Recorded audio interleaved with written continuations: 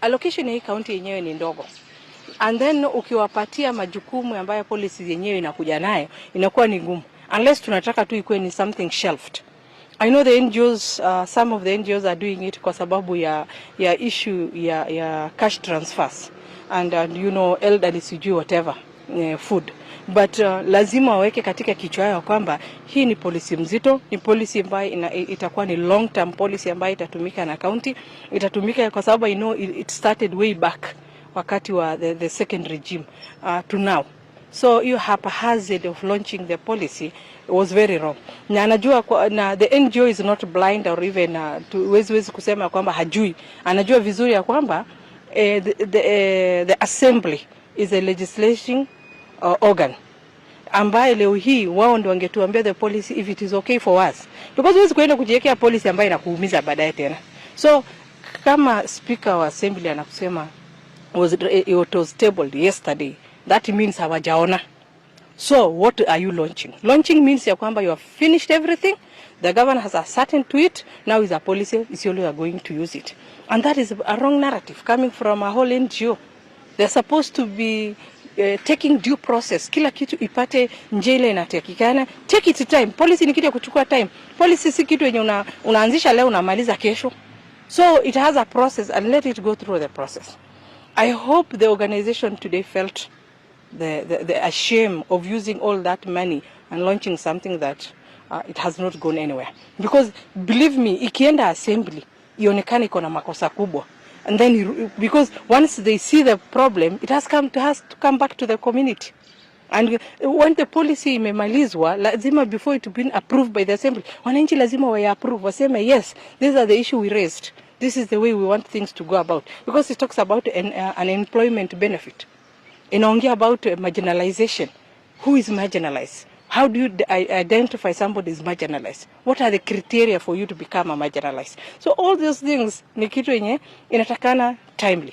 So I think it will be a lesson to others who think that they are formulating policies because of the donor requirement, but wajua ya kwamba whatever you are doing has to follow the due process. Na tusitengeneze policies ambayo at the end of the day inaenda tu kushika dust on the tables. It's not tallying with the wananchi. Ukiangalia the public participation, it specifically says how to do public participation. But now unajiuliza, is it a meaningful participation? What is participation? Who is supposed to be in that participation so that it's called public participation? So economic issues. Now the same policy tutaki after how wamemaliza na pesa ya donor, kesho inasemekana we are reviewing the social protection. Another money is going to be used by another donor. And then the other day inasemekana the draft had gaps. We are going to rectify it. And then mwingine akuja sema, you know, it has not been per the PFM Act. So it need rectification. And then baadaye usikia kwamba the county, what are their responsibility this policy? And then unaomba kitu ingine. And I think it is wrong for the speaker to say one and then the deputy governor to say. It is not the work of a deputy governor to say if the policy is okay. It is not his work. The work belongs to the assembly. And the member of assembly walikuwa nakaa kama the thing imetoka binguni. It was a surprise to them. And it's very shameful.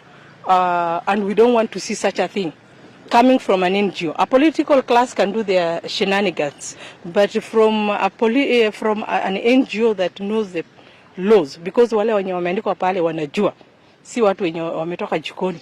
They know. Let them do what they did today. It's very shameful. Lastly, kama assembly jaona is a draft. Ni mapendekezo. Imepelekwa kwao. It's not a policy.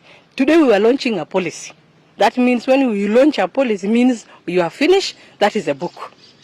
But to the assembly, they have not seen it. It's a draft. It is there to be amended, to be added, and to be subtracted. So to them, it's not a policy. To them, is a document yenye imeletwa mapendekezo. They shall go through it. Waifangalia one by one. Ni nini? Inaongea kwa sababu these people are elected by the people. So they know their people more than the NGO. The NGO ni watu kuletwa. They don't know what is happening in Isiolo. But these elected leaders know what is happening in Isiolo. And that is why the speaker said, call it a draft. Don't call it a policy, because it is subject to amendment. Because ikifika kwa assembly, unless Kiswahili itapigwa leo usiku, waende wapige rubber stamp hata hawa. But if by the language of the speaker we go to it, it's subject to what? Plus and minus. Nilikuwa nashangaa mbele yake. How do you launch a policy ambayo haijapitia ile process ile inahitajika?